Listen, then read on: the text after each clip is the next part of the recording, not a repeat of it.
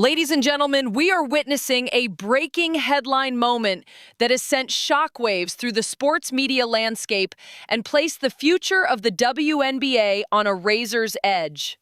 In a stunning live broadcast incident, NBA Hall of Famer Reggie Miller has ignited a firestorm of controversy by comparing generational talent Caitlin Clark to a role player, sparking immediate backlash and visible frustration from the rookie sensation herself. Simultaneously, the very existence of the 2026 WNBA season hangs in the balance as critical labor negotiations reach a boiling point, with Clark standing as the lone voice of optimism amidst a backdrop of rising hostility and union tension. Now, that reminds you of the young lady to your right. I like Peyton Pritchard from Boston, the way he's able to handle the basketball. He makes big shots when the shot clock's running down, a lot like this young lady right here.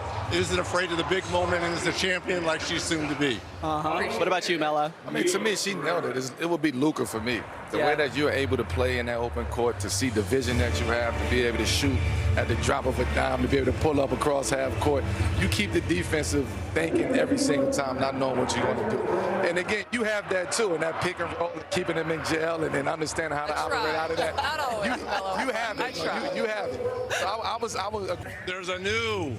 First of all, there's a new shooter from Indiana. See, I'm the third best shooter in the state of Indiana now. Okay. It goes Caitlin, Tyrese, and now myself. We'll have to get Tyrese's opinion on that. I'm not sure Tyrese would agree. Here, right here, she's taking over for me right now, so thank you. There's a new... This is a two-front crisis involving broadcast disrespect and a labor war that could silence the league entirely. The sports world is currently grappling with what many are calling a total lapse in judgment from one of basketball's most legendary voices. During a segment intended to highlight the prowess of the Indiana Fever star, Reggie Miller made the editorial decision to draw a direct parallel between Caitlin Clark, a player redefining the geometry of the court, and Boston Celtics reserve guard Peyton Pritchard. This was not a comparison to a multi-time MVP, nor a franchise cornerstone, but to a rotation player known for energy off the bench. The reaction was instantaneous. Viewers watched in real time as Clark's expression shifted, a moment of broadcast tension that betrayed her media training.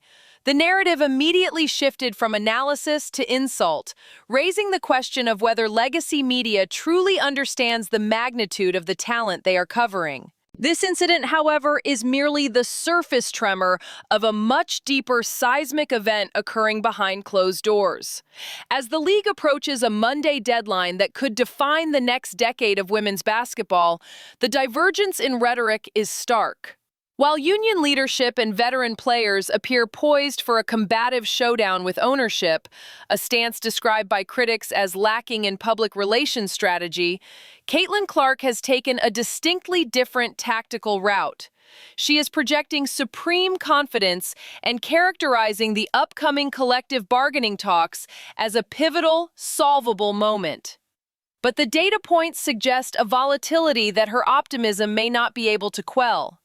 We are looking at a potential lockout, a frozen draft, and a halted season if the make-or-break meeting fails to yield a compromise. Let us deconstruct the broadcast incident with the granularity it demands.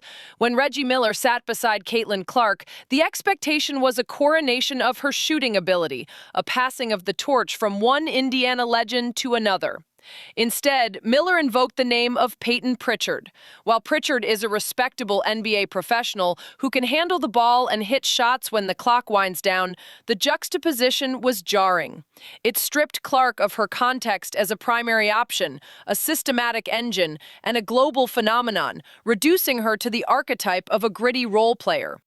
The camera caught the micro-expressions on Clark's face, a mixture of disbelief and restraint. It was the look of a competitor who realized she was being fundamentally misunderstood by a peer who should know better. The backlash to this comparison is rooted in the hierarchy of basketball excellence. The transcript of the event highlights the absurdity. Why not Steph Curry? Why not Damian Lillard? Why not Trae Young? These are the players who warp defenses and carry franchises. To bypass these obvious analogs and land on a bench player for the Celtics is being viewed by analysts as a form of subconscious diminishing of her impact. It suggests a lingering resistance within the old guard to fully embrace the unprecedented nature of her game. Miller, realizing the gravity of his misstep in real time, or perhaps prompted by producers, attempted a rapid course correction later in the broadcast. He pivoted to a ranking of pure shooters in Indiana history, placing Clark at the very top of the pyramid, above himself and current Pacers star Tyrese Halliburton. While this was a clear attempt to salvage the segment, the damage to his credibility regarding player evaluation had already been inflicted. The takeaway for the audience was clear. Even Hall of Famers are struggling to properly categorize the Caitlin Clark phenomenon. Transitioning from the broadcast booth to the boardroom, the stakes become financial and existential. The WNBA is currently navigating the most treacherous waters in its history regarding labor relations. The collective bargaining agreement negotiations are not just about salary caps. They are a referendum on the league's explosion in popularity. The report indicates that veteran players, specifically leadership figures like Nneka Ogwumike, are entering these meetings with an energy that has observers deeply concerned. There is a palpable friction, a sense that the players are prepared to crash the system rather than negotiate a settlement. The rhetoric coming from the union side has been described as aggressive, with comments from players like Natasha Cloud drawing sharp criticism for lacking media savvy and potentially alienating the very public support base the league needs to leverage. In stark contrast, Caitlin Clark's public comments reveal a strategy of de-escalation. Speaking on Basketball Night in America, she framed the negotiations not as a war, but as a necessary evolution of a successful product. She cited the product on the floor as the catalyst for this moment. However, this diplomatic phrasing masks the brutal reality that analysts are pointing out. The leverage exists almost entirely because of her arrival. The transcript bluntly asserts that the league is not in this position because of the general quality of play, which can often be marred by inefficiencies and low scores, but specifically because of the Caitlin Clark effect. Her attempt to share the credit with the rest of the league is a gracious leadership maneuver, but it clashes with the hard metrics of viewership and revenue that the owners are staring at. The timeline for this crisis is accelerating. The draft is slated for April 13th, a date that is now shrouded in uncertainty. If the Monday meetings fail to produce a framework for a deal, the machinery of the league stops. Free agency cannot proceed. The draft cannot happen in a normal capacity. The 2026 season itself becomes a hypothetical scenario rather than a scheduled reality. The optimism expressed by Clark that a deal will be reached in the next couple of weeks is being tested against the reality of a union that seems entrenched in an ideological battle.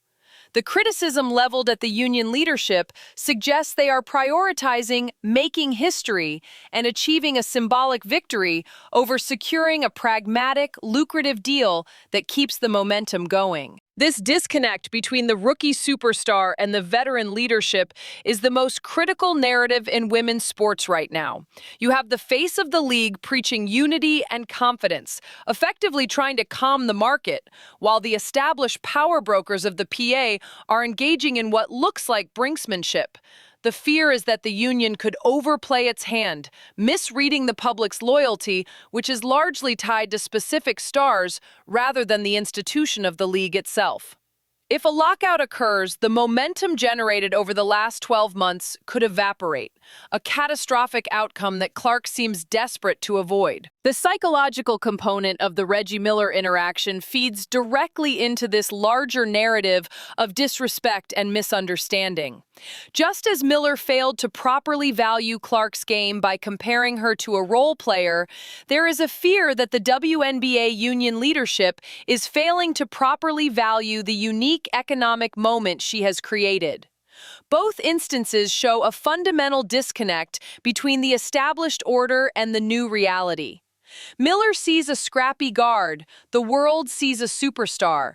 The union sees a collective struggle, the market sees a singular economic engine driving the train. As we look toward the immediate future, the Monday meeting is the singularity. It is the moment where rhetoric meets reality.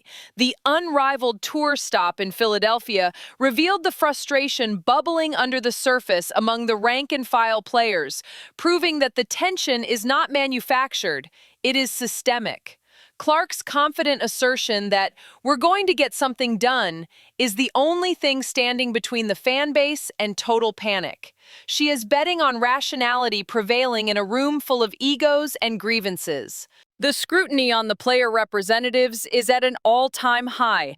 The commentary suggests a need for better media training and a more sophisticated approach to public perception. Statements that alienate the fan base or sound overly hostile are being viewed as tactical errors that could cost the players millions in the long run. The narrative has shifted from "players deserve more" to "are the players sabotaging their own golden era?"